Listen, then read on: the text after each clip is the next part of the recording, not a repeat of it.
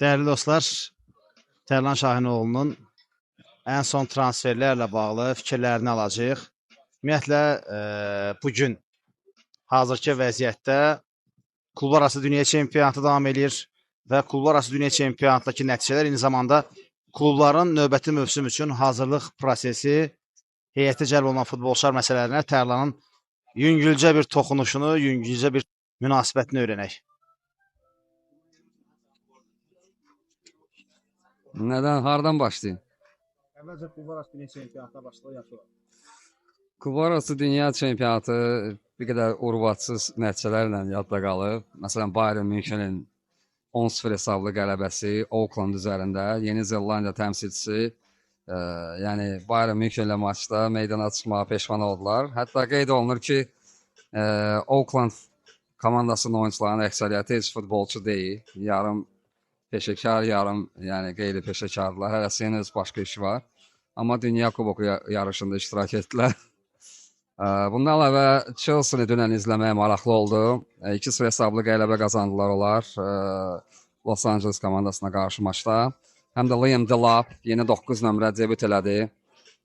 Məhsulda ötürməklə yadda qaldı və Pedro Neto'nun vurduğu qol maraqlı alındı, çox gözəl alındı və Çempionlar Liqasının son qalibi Paris Saint-Germain də bu turnirə inamlı start verdi. Onlar Atletico Madrid 4-0 hesabı ilə məğlub etdilər. Yenə də Vitinha diqqətləri cəlb etdi və hətta qeyd olunur ki, qızıl top yarışında artıq namizədlər sırasında Vitinha birinci sıradadır və ən böyük belə deyək namizəd məhz o sayılır. Həmçinin Fabian Ruiz'in qolunu vurğulamaq. Ümumiyyətlə Paris Saint-Germain, yəni mən gözləyirdim ki, şəxsən onlar bu turnirə də ciddi yanaşmayacaqlar. O böyük zəfərdən sonra Çempionlar Liqası turnirindəki o çempionluqdan sonra, amma görünür ki, yox, elə bunu da qazanmaq istədilər və Atletico Madridi böyük hesabla məğlub etdilər. Boca Juniors Benfica maçı maraqlı alındı. Həm 4 qol vuruldu, qalib müəyyənləşmədən də komandalar oyununu azlıqda başa vurdular. 2-2 hesabı qeydə alındı Boca Juniors Benfica maçında. Və qarşıda daha bir neçə oyun keçiriləcək. Borussia Dortmund izləməyə maraqlı olacaq. Həmçinin də digər komandalar var ki, River Plate'dir, Fluminense'dir. Bunları da çox da izləyə bilmirik məlum məsələlərə görə və belə bir turnirdə onları izləmək nəsib olacaq bizə. Transferlərə gəlincə isə Gyökeres'lə bağlı elə bir ki, xəbərlər saat-ba-saat dəyişir. Səhər tezdən dedilər ki, Gyökeres yox deyib Manchester United'a. Ardınca Fabrizio Romano xəbər paylaşdı ki, United hələ də cəhd eləyir Gyökeres almaq üçün və hələ də yarışdadır.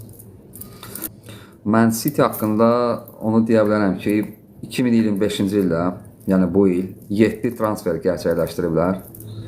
Həm qışda, həm yayda və yarım müdafiə xətti tamamilə yenilənib. Yayda aldıqları oyuncular Ryan Cherki, Tijani Reinders və eləcə də Ryan Ait-Nuri'dir.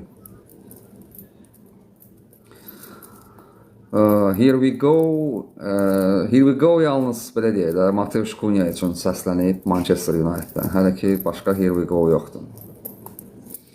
Osimhen söhbətinə Liverpool da girişib artıq. Liverpool da kurs oldu. Manchester'dan bu aralar 2 gündür ki, deyilənə görə Ugo Ekitike ilə maraqlanır və Eintracht klubu ilə danışıqlar aparır. Sən demə 2 gündür United rəhbərliyi Ugo Ekitike variantını nəzərindən keçirir, amma yadınızdadırsa, Ugo Ekitikeni birinci istəyən klub Chelsea olmuşdu. Birinci ondan maraqlanan İngiltərə klublarından, səhv etmirəmsə Chelsea olmuşdu və Chelsea'yə Ekitike'yə görə 100 milyon avro pul istədilər. Bilmirəm indi bu dəyişə bilərmi ya yox, amma yadımdadır ki, xəbər çıxdı ki, Ugo Ekitike'yə görə Eintracht klubu 100 milyon avro istəyir.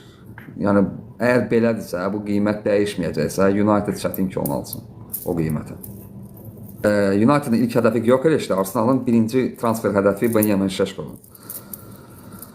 Chelsea Liam Delap almışdı, sonra Mike Maignan ilə maraqladı, Milanın qapıçısı ilə maraqlandı. Sonra Estevao var, Palmeiras'dan, onu yəqin ki, gətirəcəklər, demək olar ki, həll olunub. O da iyuldan yəqin ki, qoşulacaq Chelsea-yə. Ryan Mbobo nəsə məsələsi uzanır. Birinci təklifi Brentford klubu qəbul etməmişdi.